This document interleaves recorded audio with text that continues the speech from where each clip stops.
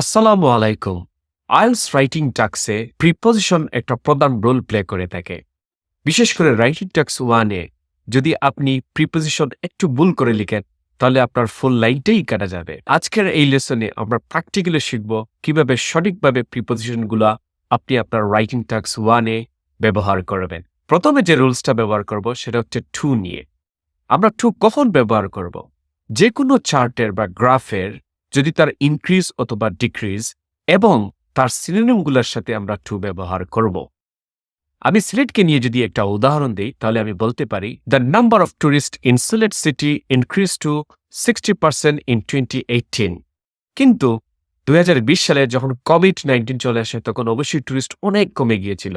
তখন আমরা এই কথাটা এভাবে বলতে পারি the number of tourist in Sylhet city decrease to 10% in 2020। তাহলে দেখলাম আমরা এখানে দেখেন যে এখানে বলা আছে টু এবং টু, এই যে ইনক্রিজের সাথে টু এবং ডিক্রিজের সাথে কি আছে টু। এখন আমরা অন্যান্য উদাহরণগুলো একটু দেখে নিই এই রিলেটেড। যেমন আমরা বলতে পারি এখানে the number of tourist in Sylhet city fall rapidly to 10% in 2020। আবার আমরা বলতে পারি there is a mark reduction to 20% in time playing sports. আবার আরেকটা জায়গায় আমরা বলতে পারি the price of oil had considerable growth to $32 per barrel in 2007। তাহলে আমরা এখান থেকে দেখে নিলাম যে কেমনে আমরা টু ব্যবহার করব। এখন আমরা জেনে নিব অফ এবং বাই এর ব্যবহার। অফ এবং বাই আমরা কখন আমাদের রাইটিং এ লিখব মনে রাখবেন। এখন আমরা যেটা নিয়ে আলোচনা করব সেটা হচ্ছে বাই এবং অফের ব্যবহার। আমরা কখন এগুলা ব্যবহার করব? যোগ, বিয়োগ, গুণন, ভাগ করে আমরা যে ফলাফল পাবো সেই ফলাফলের আগে আমরা বাই অথবা অফ বসাবো। যখন আমরা সিলেক্টকে নিয়ে আগেরটার মতো যদি উদাহরণ দেই তাহলে আমরা বলতে পারি দেখেন যে the number of tourist in Sylhet city decrease by 50%। তাহলে ফ্রম 60% ইন 2018 যেটা আমরা আগে আলোচনা করছি টু 10% ইন 2020 যেটা আমি 2020 সালে ছিল। তাহলে 60 থেকে আমরা যদি 10 বিয়োগ দিয়ে দেই তাহলে কত আসবে 50। এই ফলাফলটা আমরা কিসের আগে লাগালাম? বাই এর আগে। আবার আমরা যদি আরেকটা উদাহরণ সেম বলি there was a decrease of 50% in the number of tourist in Sylhet city. তাহলে এই 50% কেমন হলো? ঠিক আগের মতো। আগের মতো কেমনে? ওই যে 60 থেকে আমরা 10 বিয়োগ দিয়ে দিচ্ছি আর যে ফলাফলটা আমরা পেয়েছি 50%। কিন্তু এই স্ট্রাকচারটা লেখা লাগবে এভাবে আ দিতে হবে মানে এ দিতে হবে, তারপর ডিক্রিজ এবং তারপরে অফ বসাতে হবে। তাহলে এখন আমরা বাই এবং অফের কিছু আরো উদাহরণ দেখে নিই যেগুলা দেখলে আপনার অবশ্যই ভালো লাগবে এবং আপনারা সঠিক সুন্দরভাবে আপনাদের খাতায় লিখতে পারবেন। তাহলে যে উদাহরণগুলো আমরা দেখে নিচ্ছি সেগুলো হচ্ছে The interest rate reached a peak of 10% in 2005. There was a substantial increase of 12% in the amount of household expenditure. For example, the amount rose from 22% থেকে কত হয়েছে 34%. সেজন্য আমরা এখানে কি লাগাইছি? অফ লাগাইছি, which shows a 12% increase. এরপরে যদি আমরা আরেকটা উদাহরণ দেখি দেখেন there was a minimal reduction of 2% in the annual income for HK company. For instance, দেখেন যেখানে আমরা বলছি ইনকাম ফেল হয়েছে কত থেকে 34 থেকে 32, মাত্র কত পার্সেন্ট থাকে হাতে? 2%। তাইলে আমরা ওই 2%টা কি দিয়ে লিখছি? অফ দিয়ে লিখছি। কিন্তু আমি আগেও বলছি আমাদের এই রুলসটা এ নিতে হবে, তারপর আপনি যে কোনো জিনিস ভার্ব লাগান অথবা অ্যাডজেক্টিভ বা নাউন লাগান, তারপরে আমাদের কি বের করতে হবে? অফ নিতে হবে। আবার লাস্টেরটা যদি আমি বলি এরকম the employment rate rose by রাফলি 5% ইন 2009। কেমনে হয়েছে এটা দেখেন যে it increase from 12% to 17%, showing up a 5% increase.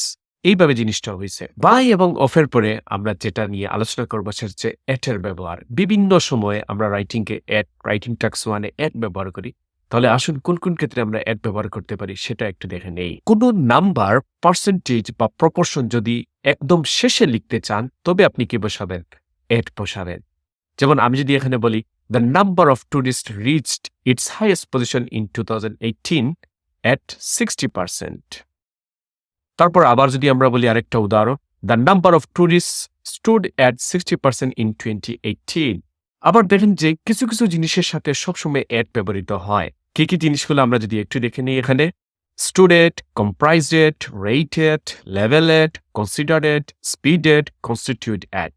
এইগুলোর সাথে সব সময় কি কনস্টিটিউটেড আসলে এইগুলোর সাথে সবসময় এট ব্যবহৃত হয়। তো এরপরে আমরা কিছু আরো উদাহরণ দেখে নিই যে উদাহরণগুলো আমাদের কাজে লাগতে পারে। যেমন আমরা বললাম the divorce rate was at it's highest point in 2000. The figure stood at 56% in 1880. when it started to rise gradually, the number of cars peaked at 34 million in the following year. It went up gradually at a high rate. তাহলে আমরা এখন এর ব্যবহারটা আমরা জেনে নিলাম। তাহলে এবার আমরা দেখে নেব উইথ এর ব্যবহার। উইথ আমরা কখন ব্যবহার করব?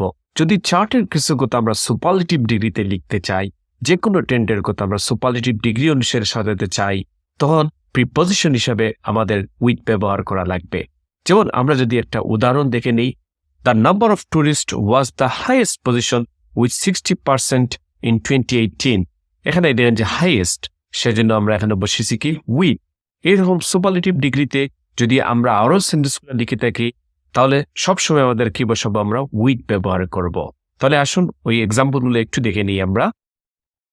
দেখেন, the trend reached it's highest point with 45% in 1990. এই যে হাইয়েস্ট, সেজন্য with. There was a remarkable decline to the lowest point with 30% 2 years later. এই যে উইথ বসেছি আমরা কিসের জন্য? এই যে লোয়েস্টের জন্য। তারপর লাস্টের ওয়ানটা আমরা এরকম বলতে পারি যে Germany came the largest in the table with 25 million travelers in 2006. তাহলে আমরা দেখলাম কিভাবে উইথ ব্যবহার করতে হয়। ফর, আসলে ফর আমরা কোন কোন ক্ষেত্রে ব্যবহার করতে পারি? বিশেষ করে যদি আপনি কোনো ক্যাটাগরি, ট্রেন্ড বা গ্রুপ লিখতে চান, তখন আমরা ফরের ব্যবহার করতে পারি। তাহলে কিছু উদাহরণ আমরা দেখে নিই। The visitors for the middle class family group increase significantly. Okay, তারপর আমরা বললাম আরও এক্সাম্পলগুলো যদি আমরা বলি এরকম, there was a comparison between the two groups for reading and playing sports as hobbies. The annual salary for the low income group went up slightly. The percentage of part time was much higher for male workers than female workers in 1990. The household expenditure on food accounted for the highest amount for the UK. তাহলে আমরা এখন দেখে নিলাম for আসলে কোন কোন ক্ষেত্রে আমরা ব্যবহার করব। ফর বেশি কিছু না, ওই যে ক্যাটাগরি বা ট্রেন্ড গ্রুপকে পরিচয় করে দেওয়ার জন্য আমরা ফর ব্যবহার করব। এবার আসুন এরপরে আমরা যে ব্যবহারটা জানবো সেটা হচ্ছে ইনের ব্যবহার। ইন কোন ক্ষেত্রে আমরা ব্যবহার করব? বিশেষ করে দেখেন যে কোনো সাধারণ পরিবর্তন হলে ইন বসাতে হবে, তবে ইন দ্বারা কোনো স্পেসিফিক ডেটা বোঝায় না। তাহলে আমরা যদি কোনো উদাহরণ দেখে নিই, তাহলে আমরা বলতে পারি এরকম, there was an increase in the number of visitors at Cox's Bazar. There was a decrease in the number of travelers in Dhaka. এই যে এগুলার আগে আমরা কি বসেছি? ইন বসেছি। আরো কিছু উদাহরণ যদি আমরা একটু দেখে নিই এগুলার সাথে সাথে, যেমন there was an increase in the number of cars on the road in Britain. There was a decline in the percentage of cinema goers. There was a rise in the amount of natural gas produced in 2010. There was a significant drop in shopping for luxury items. তাহলে এখানে প্রত্যেকটা ক্ষেত্রে আমরা কি বসেছি? In বসেছি। এবার আমরা জেনে নিলাম আসলে আমাদের ইন কোথায় ব্যবহার হবে। ওকে, তাহলে ইনের ব্যবহার উপরে আমরা যে ব্যবহারটা জানবো সেটা ফ্রম এবং টু, বিটুইন এবং এন্ড। এগুলো আমাদের কাজে লাগে, বিশেষ করে ইয়ারগুলা লেখার ক্ষেত্রে বা যে কোনো দুইটা জিনিস এগুলা লেখার ক্ষেত্রে আমাদের ফ্রম এবং টু, বিটুইন এবং এন্ড। বিটুইন এবং এন্ড জিনিসটা হচ্ছে যে কোনো দুইটার ক্ষেত্রে। ফ্রম এবং টু অনেকগুলোর ক্ষেত্রে আমরা ব্যবহার করতে পারি। আর নাম্বার এত থেকে এত হয়েছে অথবা ওই সাল থেকে ওই সাল পর্যন্ত আমরা ব্যবহার করতে পারি ফ্রম এবং টু। এবং দুইটি সাল বা দুইটি জিনিস লিখতে হলে আমরা ব্যবহার করব বিটুইন এবং এন্ড। তাহলে কিছু আমাদের উদাহরণ দেখে নেওয়া যাক, আমরা কোন কোন উদাহরণগুলো বলতে পারি। যেমন the line graph shows the amount of household expenditure on different items between 1985 and 2005। এখানে বিশেষ করে পিরিয়ডগুলো, এই যেমন সালগুলো বোঝার জন্য আমরা ব্যবহার করছি। তারপর আরেকটা এরকম বলা যায়, the paragraph shows the amount of household expenditure on different items from 1985 to 2005। এখানেও জাস্ট পিরিয়ডটা মানে সালগুলো বোঝানোর জন্য আমরা ব্যবহার করছি। প্রিয় সবাই, আমরা দেখে নিলাম কত প্র্যাকটিক্যালি জিনিসগুলো আমরা ব্যবহার করতে পারি আমাদের রাইটিং টাস্ক 1-এ, এবং ইন দ্য ফিউচার আপনারা দেখবেন যে আর কোনো ধরনের ভুল হবে না ইনশাআল্লাহ। তাহলে আমি এখন আপনাদের কিছু প্র্যাকটিস টেস্ট দিচ্ছি, মাত্র 2 মিনিট সময় দেব। এই 2 মিনিটের ভিতরে এই আনসারগুলো আপনারা কমেন্টে দিয়ে দেন, তারপরে গিয়ে আমি আনসার দেব, আপনারা ওইটা গিয়ে মিলাবেন। ওকে, তাহলে করুন।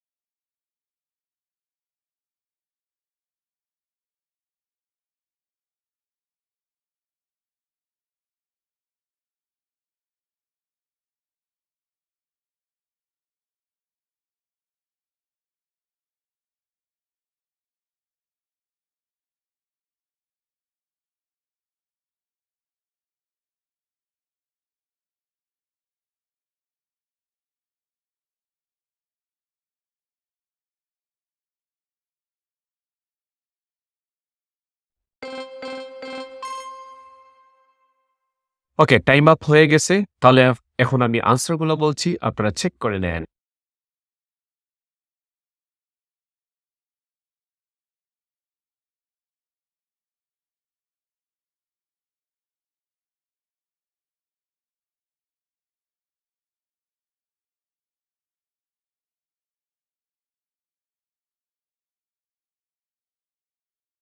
আমাদের Facebook page Hasan's IELTS academy এবং আমাদের ইউটিউব চ্যানেল হাসানস আইএলটিএস এর সাথে সবসময় থাকুন। আর এরকম হাতে কলমে প্র্যাকটিক্যালি লেসন পেতে হলে অবশ্যই আমাদের ইউটিউব চ্যানেল সাবস্ক্রাইব করে রাখুন এবং ফেসবুক পেজে লাইক দিয়ে রাখুন।